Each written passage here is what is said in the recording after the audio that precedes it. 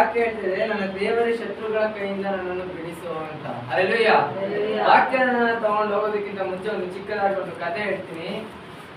Bible ಅಲ್ಲಿ ನಾವು ಯೆರೆಮೀಯನ ನೋಡ್ತೀವಿ. ಯೆರೆಮೀಯ ಗೊತ್ತಾ? ಯಾರು ಯೆರೆಮೀಯ?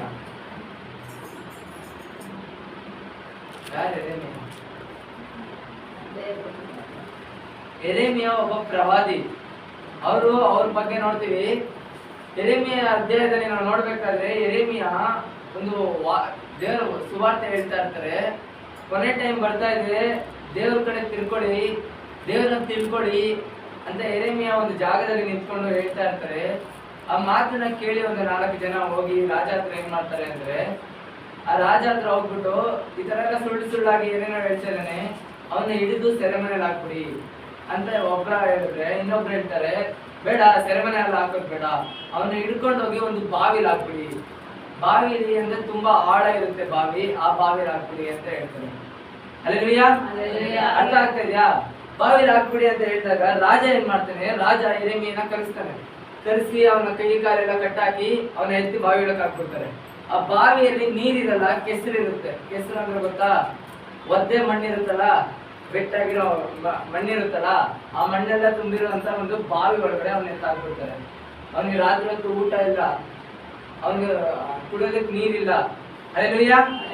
ಇದು ದೇವರ ವಾಕ್ಯ. ಅವನು ದೇವರ ಹತ್ರ ಪ್ರಾರ್ಥನೆ ಮಾಡ್ತಾನೆ, ದೇವರೇ ನಿನ್ನ ವಾಕ್ಯ ಹೇಳಿದಕ್ಕೆ ನನಗೆ ಇಷ್ಟೊಂದು ಕಷ್ಟನಾ? ನಿನ್ನ ಬಗ್ಗೆ ನಾನು ಹೇಳ್ತಾ ಇದ್ದೀನಲ್ವಾ, ನನಗೆ ಇಷ್ಟೊಂದು ಕಷ್ಟನಾ ಅಂತ ಹೇಳ್ಬೇಕಾದ್ರೆ ದೇವ್ರು ಏನ್ ಮಾಡ್ತಾರೆ ಅಂದ್ರೆ, ಅಲ್ಲೇ ಇರುವಂತ ಒಬ್ಬ ಅರಮನೆಯಲ್ಲಿ ಕಾವಲು ಕಾಯ್ತಿರುವಂತ ಒಬ್ಬ ವ್ಯಕ್ತಿನ ಅವನಿಗೋಸ್ಕರ ಸಹಾಯವಾಗಿ ಕಳಿಸ್ತಾನೆ. ಹಲ್ಲೆಲೂಯಾ. ಅವನು ಹೋಗಿ ಅವನ ಸಹಾಯ ಮಾಡಿ ಅವನ ಬಾವಿ ಒಳಗಡೆಯಿಂದ ಅವನ ಜೊತೆ ಒಂದು ಅಷ್ಟು ಜನನ ಕರ್ಕೊಂಡು ಹೋಗಿ ಅವನ ಬಾವಿಯಿಂದ ಆಚೆ ಇರ್ತಾರೆ. ಏನಕ್ಕೆ? ಯೆರೆಮೀಯನ ಪ್ರಾರ್ಥನೆ. ಹಲ್ಲೆಲೂಯಾ. ಹಲ್ಲೆಲೂಯಾ. ಯೆರೆಮೀಯ ಯಾವತ್ತೋ ಒಂದು ಸಮಯದಲ್ಲಿ ಮಾಡಿರುವಂತ ಸಹಾಯನ ದೇವರು ಆ ಅರಮನೆಯಲ್ಲಿ ಇರುವಂತಂಗೆ ನೆನಪು ಮಾಡಿಸಿ ಅವನ್ನ ಅಲ್ಲಿಂದ ಎಬ್ಬಿಸ್ತಾರೆ. ಹಲ್ಲೆಲೂಯಾ. ಹಲ್ಲೆಲೂಯಾ. ದೇವರ ವಾಕ್ಯ ಹೇಳುತ್ತೆ, ನನ್ನ ದೇವರ ಶತ್ರುಗಳ ಕೈಯಿಂದ ನನ್ನನ್ನು ಬಿಡಿಸು. ಹಲ್ಲೆಲೂಯಾ. ಯೆರೆಮೀಯನಿಗೆ ಶತ್ರು ಯಾರಾಗಿದ್ರು? ಆ ರಾಜನ ವಿರುದ್ಧವಾಗಿ ಹೋದಂತ ಜನರು, ಅವರು ಯೆರೆಮೀಯನಿಗೆ ವಿರುದ್ಧವಾಗಿದ್ರು. ಈ ದಿನ ನಮಗೆ ವಿರುದ್ಧವಾಗಿ ಯಾರಿದ್ದಾರೆ?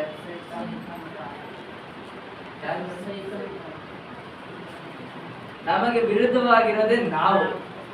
ಹಲ್ಲೆಲೂಯಾ. ನಾವು ನಮಗೆ ವಿರುದ್ಧವಾಗಿರ್ತೀವಿ. ನಾವು ದೇವರ ದಾರಿಲಿ ಹೋಗ್ಬೇಕು ಅಂದ್ರೆ ಸೈತಾನ ಬಂದು ನಮ್ಮನ್ನ ಇದ್ ಮಾಡ್ತಾನೆ ಇಲ್ಲೋ, ನಮ್ಮ ಮನಸ್ಸು ನಮ್ಮನ್ನ ಬದಲಾಯಿಸುತ್ತೆ. ಹಲ್ಲೆಲೂಯಾ. ಸೈತಾನ ಬಂದು ಕುತ್ಕೊಳ್ಳೋದಕ್ಕೆ ನಾವೇ ಜಾಗ ಕೊಡೋದು. ನಾವು ಜಾಗ ಕೊಟ್ಟಿಲ್ಲ ಅಂದ್ರೆ ಅವ್ನು ಬರ್ತಾನ? ಶತ್ರು ಬರ್ತಾನ? ಒಂದು ವಿಷಯ ನಡೀತಾ ಇರುತ್ತೆ, ಆ ಜಾಗಕ್ಕೆ ಶತ್ರುಗೆ ನಾವು ಜಾಗ ಕೊಟ್ಟಿಲ್ಲ ಅಂದ್ರೆ ಶತ್ರು ಬರ್ತಾನ?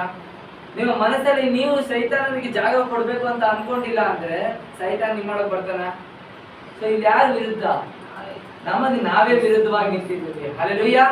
ನಮಗೆ ನಾವೇ ಶತ್ರುವಾಗಿ ನಿಂತಿದ್ದೀವಿ. ನಮ್ಮ ಆತ್ಮಕ್ಕೆ ನಾವೇ ಶತ್ರುಗಳಾಗಿ ನಿಂತಿದ್ದೀವಿ. ಹಲ್ಲೆಲೂಯಾ. ನಮ್ಮ ಆತ್ಮಕ್ಕೆ ಶತ್ರು ಏನು? ನಮ್ಮ ದೇಹ, ನಮ್ಮ ಶರೀರ, ನಮ್ಮ ಆತ್ಮಕ್ಕೆ ಶತ್ರು. ಹಲ್ಲೆಲೂಯಾ. ನಮ್ಮ ಆತ್ಮ ದೇವರ ಹತ್ರ ಹೋಗ್ಬೇಕು ಅಂತ ಅನ್ಕೊಳ್ಳುತ್ತೆ, ಆದ್ರೆ ನಮ್ಮ ಶರೀರ ಈ ಆಸೆ ಇಚ್ಛೆಗಳು ಭೂಮಿ ಲೋಕದಲ್ಲಿರುವಂತ ಎಲ್ಲದನ್ನ ನೋಡಿ ನಮ್ಮ ಆತ್ಮಕ್ಕೆ ವಿರುದ್ಧವಾಗಿ ಹೋಗುತ್ತೆ. ಹಲ್ಲೆಲೂಯಾ. ನಮ್ಮಲ್ಲಿ ಆತ್ಮದಲ್ಲಿ ಇರುವಂತ ಶಕ್ತಿನ ನಾವು ಹಿಡ್ಕೊಂಡು ನಾವು ಮುಂದೆ ಹೋಗ್ತೀವ, ನಮ್ಮ ಶರೀರ ಬಲನ ಹಿಡ್ಕೊತೀರ? ನಮ್ಮ ಆತ್ಮ ಹಿಡಿತೀವ, ಶರೀರ ಹಿಡಿತೀವ? ಶರೀರನೇ ನಾವು ಹಿಡಿತೀವಿ. ಹಲ್ಲೆಲೂಯಾ. ಹಲ್ಲೆಲೂಯಾ. ನಾವು ಆತ್ಮದಲ್ಲಿ ಎಷ್ಟೊಂದು ದೇವರಲ್ಲಿ ನಾವು ಇವತ್ತು ಕುತ್ಕೋತೀವಿ. ಈಗ ಕುತ್ಕೊಂಡು ದೇವರಲ್ಲಿ ಪ್ರಾರ್ಥನೆ ಮಾಡ್ತಾ ಇರ್ತೀವಿ, ದೇವರ ಬಗ್ಗೆ ಯೋಚನೆ ಮಾಡ್ತಾ ಇರ್ತೀವಿ. ಈ ಜಾಗದಲ್ಲಿ ಇಲ್ಲಿಂದ ಆಚೆ ಹೋಗ್ತೀವಿ, ಆಚೆ ಹೋಗಿ ಯಾವ್ದಾದ್ರು ಒಂದು ವಿಷಯದಲ್ಲಿ ನಾವು ಹೇಳುತ್ತೀವಿ, ಅಲ್ಲಿ ನಮ್ಮ ಶರೀರ ಆಸೆಗೆ ನಾವು ಒಳಗಾಗ್ಬಿಡ್ತೀವಿ. ಹಲ್ಲೆಲೂಯಾ. ಹಲ್ಲೆಲೂಯಾ. ಲೋಟನ ಹೆಂಡತಿ ಬಗ್ಗೆ ನೋಡ್ಬೇಕು ಅಂದ್ರೆ, ಲೋಟನ ಹೆಂಡತಿ ಸಹ ದೇವರಲ್ಲಿ ಇದ್ದೋಳೆ. ಅವಳ ಶರೀರ ಆಸೆಯಿಂದ ಒಂದು ಸಲ ಹಿಂದೆ ತಿರುಗಿ ನೋಡ್ಬಿಡೋಣ, ಏನಾಗ್ತಾ ಇದೆ ಅಲ್ಲಿ ನೋಡೋಣ ಅಂತ ತಿರುಗಿ ನೋಡ್ತಾಳೆ. ತಿರುಗಿ ನೋಡಿ ಏನಾಗ್ತಾಳೆ? ಉಪ್ಪು ಕಂಬ ಹೋಗ್ತಾಳೆ. ಹಲ್ಲೆಲೂಯಾ. ಹಲ್ಲೆಲೂಯಾ. ನಮ್ಮ ಆತ್ಮ ಎಷ್ಟೇ ಶಕ್ತಿಯಿಂದ ಇದ್ರೂ ಕೂಡ ನಮ್ಮ ಶರೀರ ಅದನ್ನ ಓವರ್ಕಮ್ ಮಾಡ್ಬಿಡುತ್ತೆ, ಅದನ್ನ ದಾಟಿ ಬಂದ್ಬಿಡುತ್ತೆ. ಹಲ್ಲೆಲೂಯಾ. ಏನಕ್ಕೆ ಅಂದ್ರೆ ನಮ್ಮ ಆತ್ಮಕ್ಕಿಂತ ನಮ್ಮ ಶರೀರದಲ್ಲಿ ಬಲ ಜಾಸ್ತಿ. ಹಲ್ಲೆಲೂಯಾ. ಹಲ್ಲೆಲೂಯಾ. ನಾವು ಶರೀರಕ್ಕೋಸ್ಕರ ಊಟ ಎಲ್ಲ ಮಾಡ್ತೀವಿ, ಆಹಾರ ಮಾಡ್ತೀವಿ, ನಾವು ಸ್ಟ್ರಾಂಗ್ ಆಗಿರ್ಬೇಕು ಅಂತ ಆಹಾರ ಎಲ್ಲ ಮಾಡ್ತೀವಿ. ಅದೇ ತರ ನಾವು ಬೈಬಲ್ನ ಮುಟ್ಟಲ್ಲ. ಹಲ್ಲೆಲೂಯಾ. ದೇವರ ವಾಕ್ಯಕ್ಕೆ ನಮ್ಮ ಆತ್ಮಕ್ಕೆ ಆಹಾರನ ನಾವು ಒದಗಿಸಿ ಕೊಡಲ್ಲ. ಹಲ್ಲೆಲೂಯಾ. ಹಲ್ಲೆಲೂಯಾ. ಯೋಸೇಫ್ನ ನೋಡ್ಬೇಕಾದ್ರೆ ನಾವು ಯೋಸೇಫು ಅವ್ರ ಅಣ್ಣ ಹತ್ರ ಎಲ್ಲ ಇದ್ ಮಾಡಿ ಅವ್ರ ಅಣ್ಣ ಅವ್ರನ್ನ 30 ರೂಪಾಯಿಗೆ ಬೇರೆ ವ್ಯಾಪಾರಿಗಳನ್ನ ಮಾರಿ ಅವ್ನು ಹೋಗಿ ಬೇರೆ ಯಾವ್ದೋ ರಾಜ್ಯ ದೇಶದಲ್ಲಿ ರಾಜನ ಮನೆಯಲ್ಲಿ ಕೂಲಿ ಕೆಲಸ ಮಾಡ್ಕೊಂಡಿರ್ತಾನೆ. ಕೂಲಿ ಕೆಲಸ ಮಾಡ್ಕೊಂಡಿರ್ಬೇಕಾದ್ರೆ ಅಲ್ಲಿರುವಂತ ರಾಣಿಗೆ ಅವನ ಮೇಲೆ ಆಸೆ ಆಗುತ್ತೆ. ಹಲ್ಲೆಲೂಯ. ಆ ಅಮ್ಮ ಹೋಗಿ ಅವನ ಹತ್ರ ಕೇಳ್ತಾರೆ, ಏನೋ ನೀನು ನನ್ನೊಟ್ಟಿಗೆ ಇರು ಅಂತ ಕೇಳಿದಾಗ ಯೋಸೇಫ್ ಚಾನ್ಸ್ ಇತ್ತು ತಾನೆ, ಅವನ ಅವ್ರ ಜೊತೆ ಇರ್ಬೋದಾಗಿತ್ತು ತಾನೆ. ಹಲ್ಲೆಲೂಯ. ಅವಳು ರಾಣಿ, ಅವಳ ಜೊತೆ ಇದ್ರೆ ಅವ್ನಿಗೆ ಏನ್ ಬೇಕಾದ್ರೂ ಸಿಗುತ್ತೆ, ಎಷ್ಟು ದುಡ್ಡು ಬೇಕಾದ್ರೂ ಇರುತ್ತೆ, ಆಡಂಬರ ಐಶ್ವರ್ಯ ಏನ್ ಬೇಕಾದ್ರೂ ಇರುತ್ತೆ. ಅಲ್ಲಿ ಯೋಸೇಫ್ ಹಂಗ್ ಮಾಡ್ಲಿಲ್ಲ. ಅವ್ನು ಮಾಡ್ತಾ ಇರೋ ಕೆಲಸನ ಅಲ್ಲೇ ಬಿಟ್ಟು ಅಲ್ಲಿಂದ ಓಡೋದ. ಹಲ್ಲೆಲೂಯ. ಹಲ್ಲೆಲೂಯ. ಏನಕ್ಕೆ? ಅವನಿಗೆ ದೇವರ ಮೇಲೆ ಇದ್ದಂತ ಭಯ ಭಕ್ತಿ. ಹಲ್ಲೆಲೂಯ. ಅವನು ದೇವರನ್ನ ಪ್ರೀತಿಸ್ತಾ ಇದ್ದ, ಅದಕ್ಕೆ. ಹಲ್ಲೆಲೂಯ. ಅವನಿಗೆ ಅವನ ಶರೀರವೇ ಏನೋ ಶತ್ರುವಾಗಿ ಬಂದ್ರು ಸಹ ಅದನ್ನು ದಾಟೋದಕ್ಕೆ ಅವನ ಆತ್ಮದಲ್ಲಿ ಶಕ್ತಿ ಇದೆ. ಹಲ್ಲೆಲೂಯ. ಹಲ್ಲೆಲೂಯ. ಈ ದಿನ ನಮಗೆ ಶತ್ರುವಾಗಿ ನಮ್ಮ ದೇಹ ಬರ್ತಾ ಇದೆ, ನಮ್ಮ ಶರೀರ ಬರ್ತಾ ಇದೆ, ಗೆಲ್ಲೋದಕ್ಕೆ ನಮ್ಮ ಹತ್ರ ಶಕ್ತಿನೇ ಇಲ್ಲ. ಹಲ್ಲೆಲೂಯ. ಹಲ್ಲೆಲೂಯ. ಏಳನೇ ವಾಕ್ಯ ಓದೋಣ. ಕೆಡುಕರಿಂದ ಬಿಡಿಸು, ಕೊಲೆಪಾತಕರಿಂದ ನನ್ನನ್ನು ರಕ್ಷಿಸು. ಸಾಕು. ಹಲ್ಲೆಲೂಯ. ಕೆಡುಕರಿಂದ ಬಿಡಿಸು, ಕೊಲೆಪಾತಕರಿಂದ ರಕ್ಷಿಸು. ಹಲ್ಲೆಲೂಯ. ಈ ದೇವರ ವಾಕ್ಯ ಹೇಳ್ತಾ ಇದೆ, ನಾವು ಕೊಲೆ ಮಾಡಿರೋರು ಏನೋ, ನಾವು ಕೊಲೆ ಮಾಡಿದ್ದೀವಿ. ಮಾಡಿದಿರೋ ಇಲ್ಲ? ಮಾಡಿದಿರೋ ಇಲ್ಲ? ಹಲ್ಲೆಲೂಯ. ಹಲ್ಲೆಲೂಯ. ಮೊದಲು ನಾವು ದೇವರನ್ನ ಸಾಯಿಸಿದ್ರಿ, ಅದಾದ್ಮೇಲೆ ನಮ್ಮ ಮಾತುಗಳಿಂದ ಇನ್ನೊಬ್ಬರನ್ನ ಸಾಯಿಸ್ತೀವಿ. ಹಲ್ಲೆಲೂಯ. ನಮ್ಮ ಮಾತುಗಳಿಂದ ಇನ್ನೊಬ್ಬರನ್ನ ನೋಯಿಸ್ತೀವಿ. ದೇವರ ವಾಕ್ಯ ಏನ್ ಹೇಳುತ್ತೆ? ನೀವು ಇನ್ನೊಬ್ಬರ ಮೇಲೆ ಅಸಹ್ಯವಾಗಿ ತಪ್ಪಾಗಿ ವರ್ಸಿದ್ರೆ, ಅವನ ಮನಸ್ಸು ಕುಗ್ಗಿದ್ರೆ, ಅವನ ಮನಸ್ಸು ವೇದನೆಗೆ ಒಳಗಾದ್ರೆ ನೀವು ಕೊಲೆ ಮಾಡಿರೋ ತರನೇ. ಹಲ್ಲೆಲೂಯ. ಆಫ್ ಮಾಡ್ರ ಕೇಸ್ ಹಾಕ್ತಾರೆ. ಆಫ್ ಮಾಡ್ರ ಕೇಸ್ ಅಂದ್ರೆ ಏನು? ಅವನ ಮುಖದ ಮೇಲೆ ಒಂಚೂರು ರಕ್ತ ಬಂದ್ರು ಅದು ಆಫ್ ಮಾಡ್ರೆ. ಹಲ್ಲೆಲೂಯ. ಅದೇ ರೀತಿ ಯಾವ್ದಾದ್ರು ಒಬ್ಬ ಮನಸ್ಸಿಗೆ ನಿಮ್ಮ ಮಾತುಗಳಿಂದ ನೋವಾದ್ರೆ ಅದು ಆಫ್ ಮಾಡ್ರೆ, ಅದು ಕೊಲೆನೆ. ಹಲ್ಲೆಲೂಯ. ಹಲ್ಲೆಲೂಯ. ಅಂದ್ರೆ ಏನು? ನಮ್ಮ ಮಾತುಗಳಿಂದ ನಮ್ಮನ್ನು ತಪ್ಪಿಸು. ನಾವು ಇನ್ನೊಬ್ಬರಿಗೆ ಹೇಳ್ಬೇಕಾಗಿರೋ ಮಾತುಗಳನ್ನ ನಾವು ಗ್ರಹಿಸಿಕೊಂಡು ಹೇಳುವಂತೆ ನಮ್ಮನ್ನು ಬುದ್ಧಿ ಕೊಡು. ಹಲ್ಲೆಲೂಯ. ಹಲ್ಲೆಲೂಯ. ನಾವು ಕೊಲೆ ಮಾಡಿದೀವಿ, ನಮ್ಮನ್ನ ಬದಲಾಯಿಸು. ಹಲ್ಲೆಲೂಯ. ಅದರಿಂದ ನಮ್ಮನ್ನ ತಪ್ಪಿಸು. ಹಲ್ಲೆಲೂಯ. ಹಲ್ಲೆಲೂಯ. ಅರ್ಥ ಆಗ್ತಾ ಇದೆಯಾ? ದೇವರ ವಾಕ್ಯ ಅದೇ ರೀತಿ ಹೇಳ್ತಾ ಇದೆ.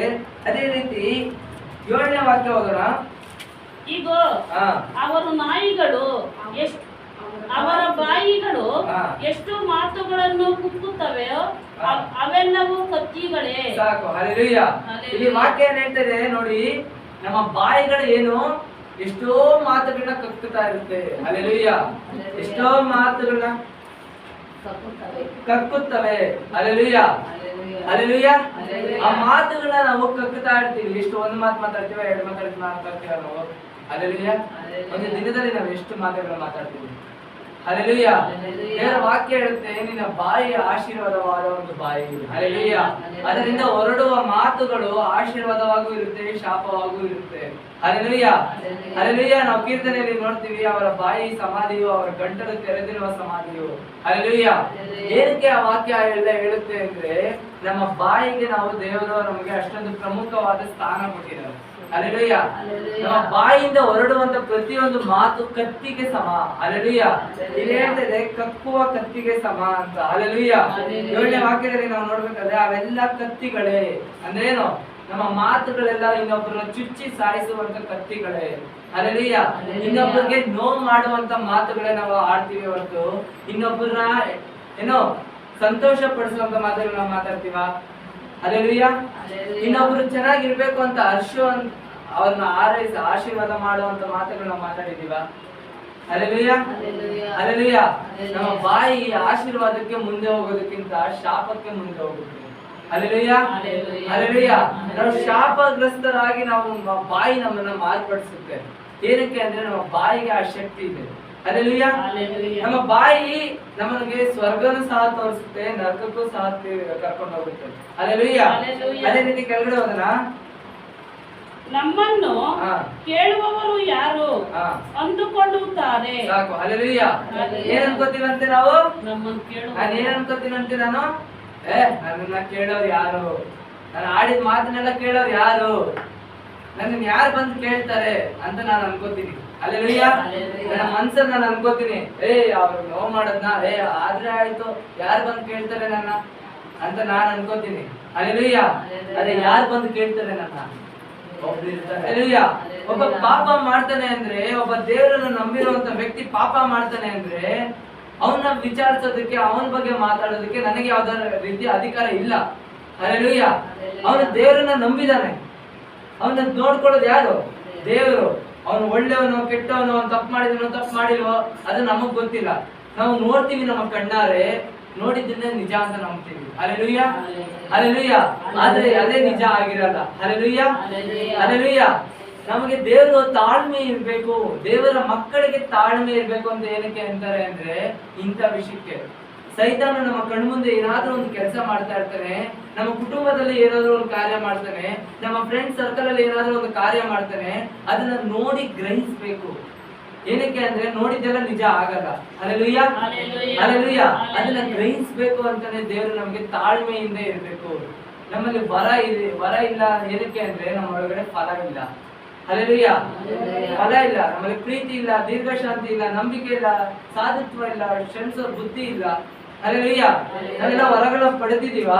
ನನ್ನನ್ನು ಸೇರಿಸಿ ನಾನು ವರ ಪಡೆದಿದ್ದೀನ? ಇಲ್ಲ. ಹಲ್ಲೆಲೂಯಾ. ನನ್ನಲ್ಲಿ ವರಗಳಿಲ್ಲ. ಏನಕ್ಕೆ? ನನ್ನ ಒಳಗಡೆ ಫಲಗಳಿಲ್ಲ. ಹಲ್ಲೆಲೂಯಾ. ದೇವರ ವಾಕ್ಯ ಸ್ಪಷ್ಟವಾಗಿ ಹೇಳ್ತದೆ, ಆಹಾರಕ್ಕಿಲ್ಲ ಅಂದ್ರೂ ಮಾತಾಡೋದಕ್ಕೆ ನನಗೆ ಕಮ್ಮಿ ಇಲ್ಲ. ಹಲ್ಲೆಲೂಯಾ. ಕನ್ನಡದಲ್ಲಿ ಒಂದು ಗಾದೆ ಇದೆ, ಏನೋ ಹೊಟ್ಟೆಗೆ ಇಟ್ಟಿಲ್ಲ ಅಂದ್ರೂ ಕೂಡ ಜುಟ್ಟಿಗೆ ಮಲ್ಲಿಗೆ ಹೂವು. ಹಲ್ಲೆಲೂಯಾ.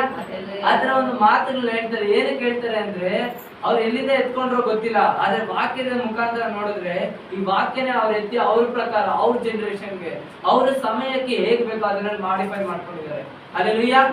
ಹಲ್ಲೆಲೂಯಾ. ಇಲ್ಲೂ ಅದೇ ಹೇಳ್ತಿದೆ, ತಿನ್ನೋದಕ್ಕೆ ಆಹಾರ ಇಲ್ಲ, ಆದ್ರೆ ಮಾತುಗಳಿಗೆ ಏನು ಕಮ್ಮಿ ಇಲ್ಲ. ಹಲ್ಲೆಲೂಯಾ. ಹಲ್ಲೆಲೂಯಾ. ನಮ್ಮ ಮಾತು ಒಬ್ಬರನ್ನ ಉದ್ಧಾರ ಮಾಡ್ಬೇಕೆ ಹೊರತು ಹಾಳು ಮಾಡಬಾರ್ದು. ಹಲ್ಲೆಲೂಯಾ. ಇದೆಲ್ಲ ಇಷ್ಟು ಸಹ ಪ್ರಾರ್ಥನೆನೆ.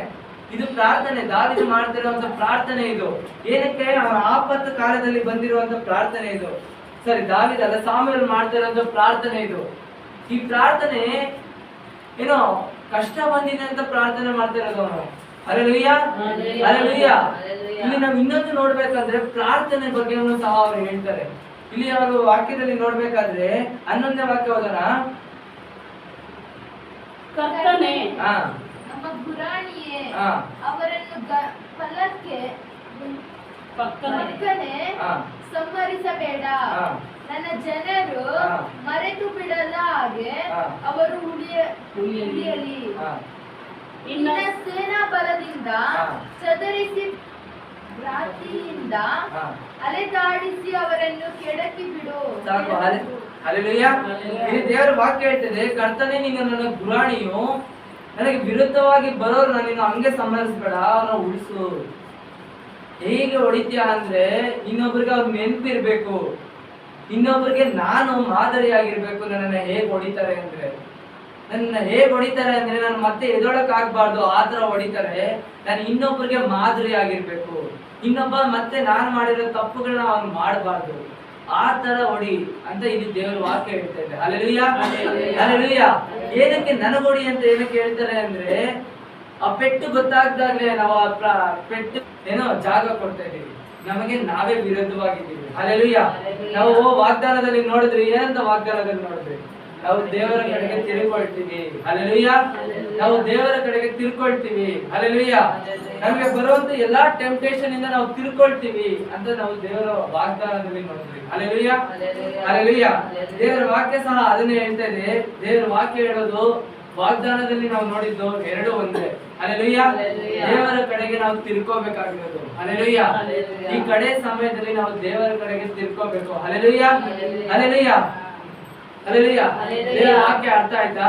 ಕೊನೆಯದಾಗಿ ವಾಕ್ಯ ನಿಲ್ಲಿಸುವ ಮುಂಚೆ ಒಂದೇ ಒಂದು ವಿಷಯ ಹೇಳ್ಬೇಕು. ಹಲ್ಲೆಲೂಯಾ. ನೆನ್ನೆ ನಾವು ಒಂದು ಪ್ರಾರ್ಥನೆಗೆ ಹೋಗಿದ್ರಿ. ಪ್ರಾರ್ಥನೆಯಲ್ಲಿ ನಾವು ನೋಡಿದ್ರಿ, ಒಬ್ಬರ ಮನೆಯಲ್ಲಿ ಏನು ವಾಕ್ಯ ನೋಡಿದ್ರಿ? ಎಫೆಸದಲ್ಲಿ ನಾವು ಒಂದು ವಾಕ್ಯ ನೋಡಿದ್ರಿ. ಹಲ್ಲೆಲೂಯಾ. 3ನೇ ಅಧ್ಯಾಯದಲ್ಲಿ ನಾವು ಒಂದು ವಾಕ್ಯ ನೋಡಿದ್ರಿ. ಏನು? ನೀವು ಆರಿಸಲ್ಪಟ್ಟಿದ್ದೀರಾ. ಹಲ್ಲೆಲೂಯಾ. ದೇವರು ನಿಮ್ಮನ್ನ ಆರಿಸಲ್ಪಟ್ಟಿದ್ದಾರೆ ಅಂತ ವಾಕ್ಯ ನೋಡಿದ್ರಿ, ಹೌದಲ್ವಾ? ಹಲ್ಲೆಲೂಯಾ. ಇವತ್ತು ನಮ್ಮ ಮನೇಲಿ ಕುತ್ಕೊಂಡು ಟಿವಿ ಆನ್ ಮಾಡಿ ಟಿವಿಲಿ ವಾಕ್ಯ ನೋಡ್ಬೇಕಾದ್ರೆ, ಅದು ಯಾರೋ ಪಾಸ್ಟರ್ ನನಗೂ ಗೊತ್ತಿಲ್ಲ, ಅವ್ರು ಹೇಳಿದಂತ ವಾಕ್ಯ ಇದೆ, ಅವ್ರ ಬಾಯಲ್ಲಿ ಬಂದಂತ ವಾಕ್ಯ ಇದೆ. ಎಫೆಸಿಯರ್ 3ನೇ ಅಧ್ಯಾಯನೇ 2ನೇ ವಾಕ್ಯನೇ ಅವರು ಹೇಳಿದ್ರು. ಏನು ದೇವರ ಕಡೆಗೆ ತಿರುಗಿಕೊಂಡಿದೆ, ಅವರು ನಿಮ್ಮನ್ನ ಆರಿಸ್ಕೊಂಡಿದ್ದಾರೆ. Amen. ಹಲ್ಲೆಲೂಯಾ. Hallelujah. ಏನಕ್ಕೆ ಎರಡೆರಡು ಸಲ ಒಂದು ವಾಕ್ಯ ಕೇಳುತ್ತಾ ಇದೀವಿ ಅಂದ್ರೆ ಅದು ದೇವರಿಂದ ಪವಿತ್ರಾತ್ಮನಿಂದ ಬಂದ ಮಾತು. ಹಲ್ಲೆಲೂಯಾ. ಹಲ್ಲೆಲೂಯಾ. ಆ ಮಾತುಗಳನ್ನ ನಾವು ತಿಳಿದು ಅದನ್ನ ನಾವು ಗ್ರಹಿಸ್ಕೋಬೇಕು. ಹಲ್ಲೆಲೂಯಾ. ನಮ್ಮ ದೇವರು ಸುಳ್ಳಾಡುವಂತ ದೇವರಲ್ಲ, ನಮ್ಮ ದೇವರು ಕಲ್ಲು ಮಣ್ಣಲ್ಲ, ನಮ್ಮ ದೇವರು ಹೇಳಿದ್ದನ್ನ ಮಾಡುವಂತ ದೇವರು. ಹಲ್ಲೆಲೂಯಾ. ಹಲ್ಲೆಲೂಯಾ. ಟೈಮ್ ತಗೊಂಡ್ರು ಲೇಟ್ ಆದ್ರೂ ಸಹ ನಮ್ಮ ತಾಳ್ಮೆನ ಪರೀಕ್ಷೆ ಮಾಡುವಂತ ದೇವರು. ಹಲ್ಲೆಲೂಯಾ. ವಾಕ್ಯ ಅರ್ಥ ಆಯ್ತಾ? ಹಲ್ಲೆಲೂಯಾ. ವಾಕ್ಯ ನಿಟ್ಟು ಪ್ರಾರ್ಥನೆ ಮಾಡೋಣ.